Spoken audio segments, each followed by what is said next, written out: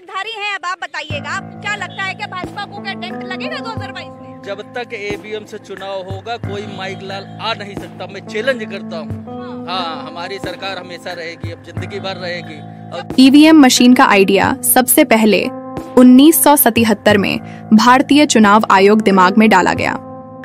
Electronics corporation of India limited Hyderabad को इसे design और बनाने का काम सौंपा गया था। 1979 में एक प्रोटोटाइप डेवलप किया गया था, जिसे 6 अगस्त 1980 को राजनीतिक दलों के प्रतिनिधियों और उस वक्त की प्रधानमंत्री इंदिरा गांधी के सामने चुनाव आयोग डिस्प्ले किया।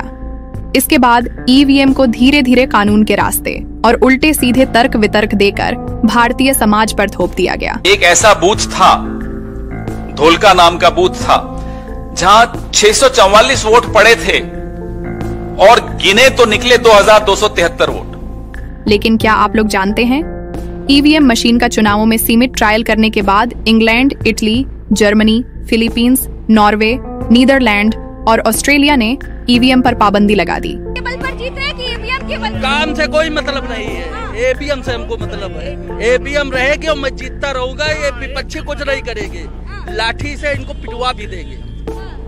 चुनाव बैलेट पेपर से नहीं, ईवीएम से कराया जा रहा है। चुनाव से पहले हर पार्टी, हर नेता ईवीएम पर खामोश रहते हैं। हारने के बाद ईवीएम पर कुछ दिनों के लिए बहस शुरू होती है, जो कुछ दिन चलने के बाद ठंडी पड़ जाती है। ईवीएम की विश्वसनीयता डाउटफुल है। ईवीएम बनाने वाला जापान अपने यहाँ बैलेट पेपर पर चुनाव कराता है और हम भारतीय ईवीएम से। ईवीएम में डाले गए वोट की गिनती और वीवीपैट पेपर की गिनती एक समान होने पर भी ईवीएम पर थोड़ा बहुत भरोसा किया जा सकता है।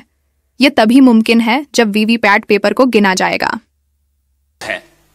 281 बूथों पे 1 घंटे में 16,000 वोट पड़ गए, मतलब 1 मिनट में 57 वोट। आप कैलकुलेट कीजिए कैसे संभव है। 1991 से पहले राष्ट्रीय चुनाव 3 से 7 दिन और राज्य के चुनाव 1 दिन में हो जाते थे। 1991 का चुनाव सुरक्षा के नाम पर टीएन शेषन ने कुल 3 चरणों में 20 मई, 12 जून और 15 जून में कराए थे। ये भारत के इतिहास का लंबा चुनाव था। ईवीएम आने के बाद भारत का चुनाव दुनिया का सबसे लंबा और उबाऊ चुनाव बन चुका है। अमेरिका, रूस, इंग्लैंड, फ्रांस, जर्मनी, जापान, हर देश बैलेट पेपर पर चुनाव कर अपने यहाँ लोकतंत्र को मजबूत कर रहे हैं और भारत ईवीएम जैसी डाउटफुल मशीन पर चुनाव कराकर लोकतांत्रिक व्यवस्था को कमजोर कर रहा है। आप लोगों की क्या राय है? चुनाव ईवीएम मशीन से हो या बैलेट पेपर से? कमेंट करके जरूर बताएं। आप देख रहे हैं SD24।